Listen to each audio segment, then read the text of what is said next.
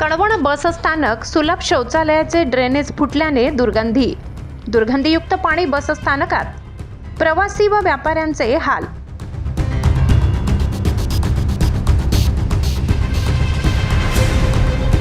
कळवण बस स्थानक परिसरात असलेल्या सुलभ शौचालयाची ड्रेनेज लाईन फुटल्यामुळे गेल्या अनेक दिवसांपासून परिसरात तीव्र दुर्गंधी पसरली आहे। त्यामुळे बस स्थानकावर येणाऱ्या प्रवाशांना तसेच परिसरातील व्यापाऱ्यांना मोठा त्रास सहन करावा लागत आहे।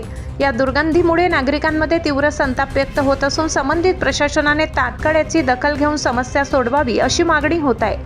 कळवण बस स्थानक परिसरात असलेल्या सुलभ शौचालयाचे ड्रेनेज काही दिवसांपूर्वी फुटले असून सांडपाणी बाहेर येत आहे। त्यामुळे संपूर्ण परिसरात असह्य दुर्गंधी पसरली आहे। बस स्थानक हे नियमित प्रवाशांची मोठी वर्दळ असलेले ठिकाण असल्यामुळे रोज शेकडो प्रवासी या ठिकाणी ये जा करतात। मात्र सध्या निर्माण झालेल्या परिस्थितीमुळे प्रवाशांना नाक मुठीत धरून उभे राहावे लागत आहे। बसची वाट पाहणारे प्रवासी, महिला, ज्येष्ठ नागरिक आणि लहान मुले यांना या दुर्गंधीचा मोठा त्रास होत आहे।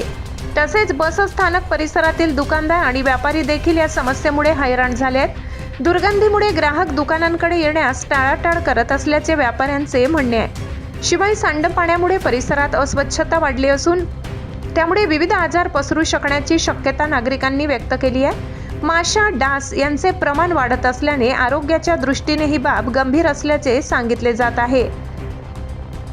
स्थानिक नागरिक आणि प्रवाशांच्या मते या समस्येबाबत संबंधित अधिकाऱ्यांना वारंवार कळवूनही अद्याप ठोस कारवाई झालेली नाही।